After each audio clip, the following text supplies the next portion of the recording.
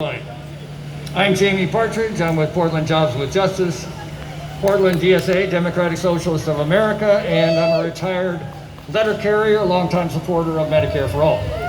There is a video booth, am I right? Yes, a video booth in the back. Am I right, Lisa? Yes, a video booth in the back where you can share your personal health care story. Very important part of building our movement. Tell your stories at the video booth, and we also have artists here, is that right? From PSU faculty, yes? We have the Artist Cooperative Just Seeds there in the back who will be screen printing Medicare for All t-shirts. And we hope that today will be a day that will inspire and help you form connections as you learn and take action in the name of healthcare, justice, and Medicare for All. We are advocating for national, universal, comprehensive, publicly funded health care, free at the point of service, no premiums, no co-pays, no deductibles, everybody in, nobody out. Let's hear that. Hey! Nobody out! Everybody in, nobody out. Everybody in, nobody out. All right. So we believe healthcare is a human right and that every person should have access to care when they need it, regardless of employment and financial status. With Medicare for All, people get the care they need without worrying about the cost. The COVID-19 crisis has further exposed the broken state of healthcare in our country. COVID-19 has laid bare the serious racial inequities in our broken healthcare system, as Black, Brown, and Indigenous people have suffered so severely with high rates of infection and death. With far too many people lacking insurance or underinsured, our country endured death and suffering that could have been avoided if not for our fractured, piecemeal, for-profit system. As we begin to move beyond this crisis and step back into the world, we would like to rally support for healthcare justice and celebrate the work and organizations providers have done to support people throughout this time. But due to the increase in COVID-19 infections and the surge brought about by the contagious nature of the Delta variant, we are asking everyone to wear a mask to curb the rate of transmission. If you don't already have a mask, we have some available. I don't know where they are. Where are they? Everywhere. Over there, in the corner, somewhere. On the table. Just where Betsy's pointing. So before we get things started, I want to thank the groups that make up this coalition that made this day possible. This is an ad hoc coalition of organizers from Oregon who came together to champion Medicare for All. We would like to thank Portland DSA, Democratic Socialists of America, Portland Jobs with Justice, the Democratic Party of Oregon, Healthcare Caucus, Healthcare for All Oregon Action, Economic Justice Action Group of the First Unitarian Church, Nurses for Single Payer, Oregon Physicians for a National Health Program, Oregon Progressive Party, the People's Party of Oregon, and Rhythm Nation. We also want to extend a huge thanks to our additional endorsers and supporters, some of whom you can find at the tables here in the back and along the sides. Please talk with them, learn about the great work they're doing. We also want to thank Community Power Pods, who have provided power for this rally, and thanks to Peter Marks and Rhythm Nation, who have provided the sound equipment. If you're ready to continue the Medicare for All party later on, and I can see many of you are dancers, check out Rhythm Nation's live music event tonight at Produce Row. And we'd like to thank Amber Gray, our ASL interpreter. Everybody in, nobody out. Everybody in, nobody out. Everybody in, nobody out. Everybody in. Nobody out. Nelson. Travis is a Travis registered Nelson. nurse, a vice president of the Oregon Nurses Association, on the board of Nurses for a Single Payer, and a labor representative for nurses. Travis.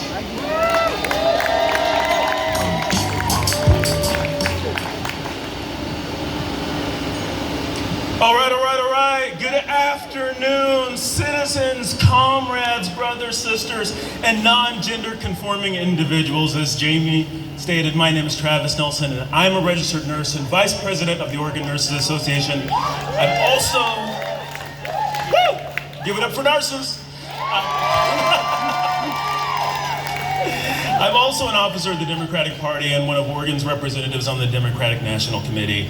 And I just want to say how great it is to be with all of you, standing here in solidarity to ensure that every single person in Oregon and across the nation has healthcare coverage by expanding Medicare to every single person in the United States of America. I'm here today because as a registered nurse, in my core, I believe that no one should ever die because they can't afford to pay. I've seen in my practice the negative consequences of people delaying care because of cost concerns. An incident comes to mind from my days of working in the ER. We had a patient come in with lower extremity cellulitis and needed to be treated to get the infection under control. For those of you who do not know, cellulitis is an infection, often a staph infection, that can start as a skin tear and lead to an infection that can go down to the bone. It can even lead to amputation.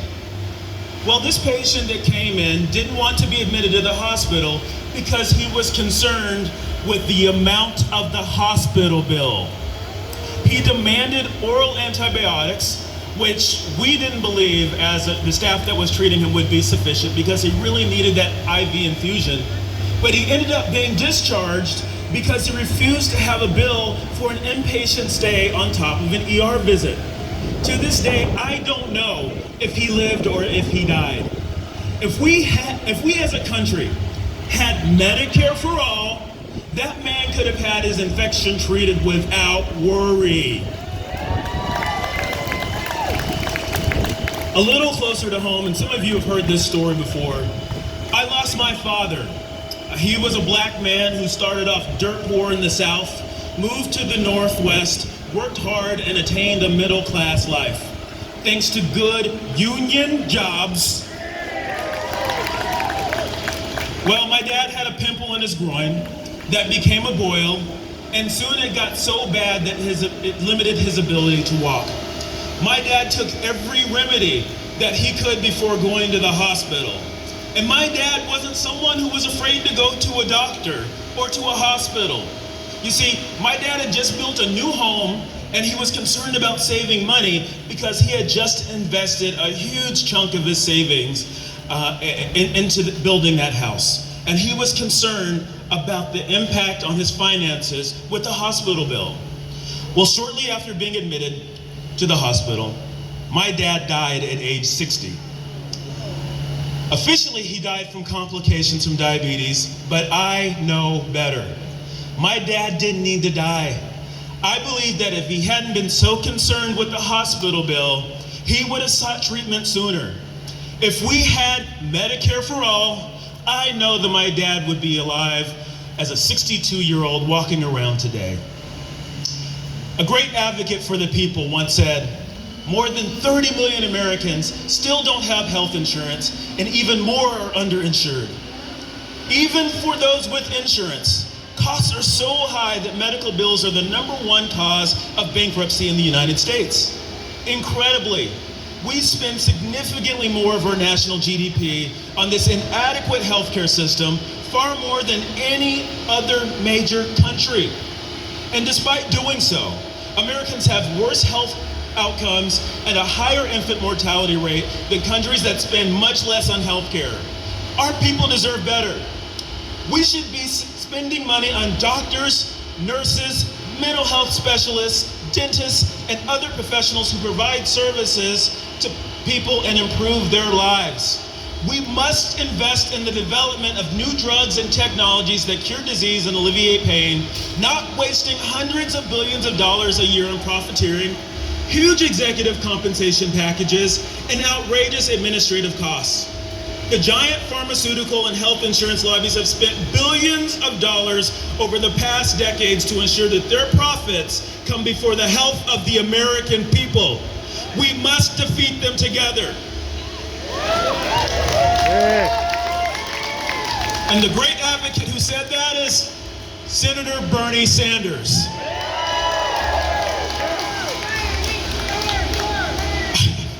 I hear you, Mike. I'm with you all the way, man. Look, folks, we have hard work to do, but Medicare for all can be achieved. One great thing we have going for us is the fact that Senator Bernie Sanders is now the chair of the Senate Budget Committee. Yeah. This means that no bill with the fiscal impact gets passed without him signing off on it. And currently he is working to insert a lower Medicare eligibility age, along with adding vision and dental to Medicare and the Senate infrastructure bill. It's a step in the right direction. These measures actually have Joe Biden's support.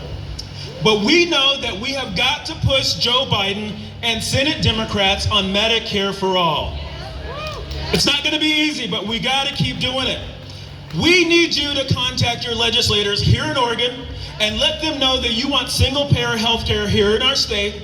This is being worked on, and that can be achieved as well. I'm also asking you to call President Biden and members of Congress and tell them that you want Medicare for all. Contact your friends and family in other counties and even other states, and have them contact their legislative and congressional representatives too, whether they be Democrat or Republican. So I know I'm preaching to the choir to a degree, but folks, now is the time for the choir to sing louder than ever. We've proven that we can bring about tremendous change when we come together and fight for the good of the people. In this country, no one should ever die because they can't afford to pay. Thank you very much.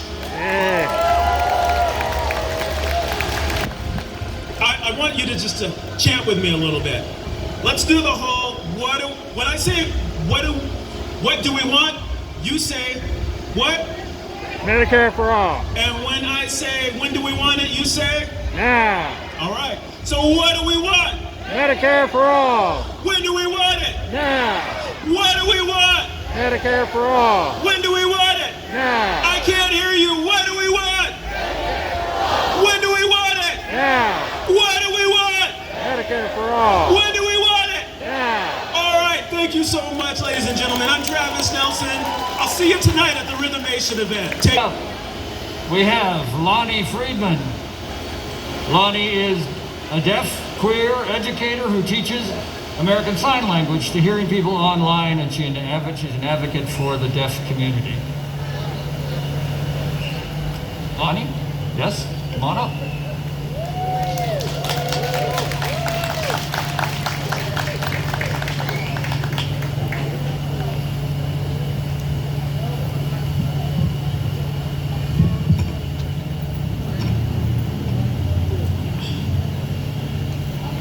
Is there anything that I could put up, like for a stand or something, so I can sign?